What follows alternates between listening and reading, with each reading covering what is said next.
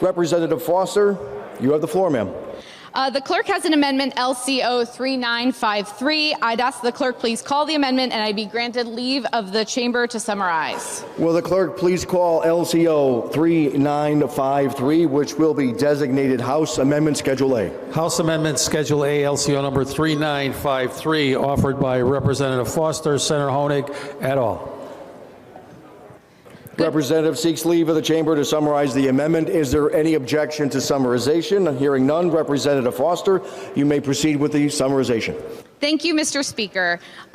What the chamber has before them for consideration today is the effort of the Veterans and Military Affairs Committee, bipartisan, bicameral collaboration on legislation that addresses a variety of issues that come before the committee every year.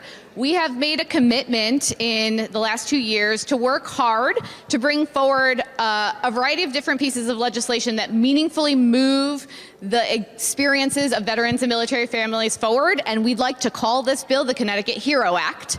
And what you have before you today is a modest collection of bills that the committee has voted on favorably and unanimously out of committee, and I would like to summarize the bills that we have before us. Section 1 of the bill requires the Departments of Veterans Affairs to post warnings about claim sharks.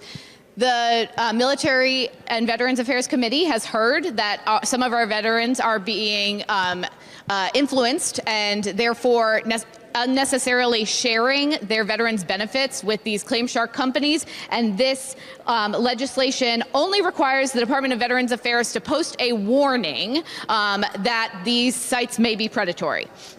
The second section of the bill was originally House Bill 5297, and it authorizes the Department of Veterans Affairs to make a list on their website of charitable organizations that are safe and reputable and appropriate for veterans in Connecticut to seek benefit from. The third section was originally House Bill 5408, and it encourages training of the VSOs with charitable organizations that work with veterans. The next two sections, 4 and 5, were originally House Bill 5413, and this is the result of a collaborative multi-year effort between the Department of Veterans Affairs and many legislators in this chamber to create a veterans dental care program. Section 6 was Senate Bill 281. And it tasks the long-term care ombudsman with making recommendations for how we can better serve the health care needs of veterans' long-term care needs in the state. We have Senate Bill 283 is an exemption for taxes for service members. It exempts them from, it extends the waiver period for them to pay DMV late fees. It waives the initial fee for a veteran to obtain a driver's license, and it waives the initial fee for a veteran to obtain an ID card. House Bill 5297 increases your transferability in the Birth to 3 program. Some of you may remember that in the last several years, we've discussed when veterans and military families come into the state of Connecticut that they might have special education needs, and those needs might not quickly transfer between their sending state and the receiving municipality. This bill makes sure that early intervention services, IDEA Part C, are also communicated. House Bill 5294 renames CampNet at Niantic to CampNet, which makes this language consistent with other statutes and makes other technical and conforming changes. Section 4 was Senate Bill 280. It's again technical and grammatical revisions to the military statute.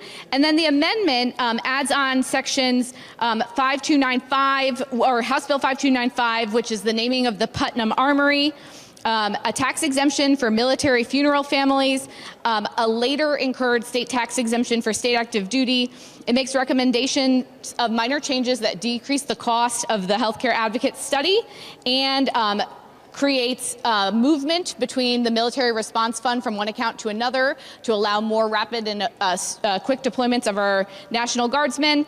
And lastly, studies sales tax exemptions for our 501c19, which are our veterans-related nonprofits. Through you, Mr. Speaker.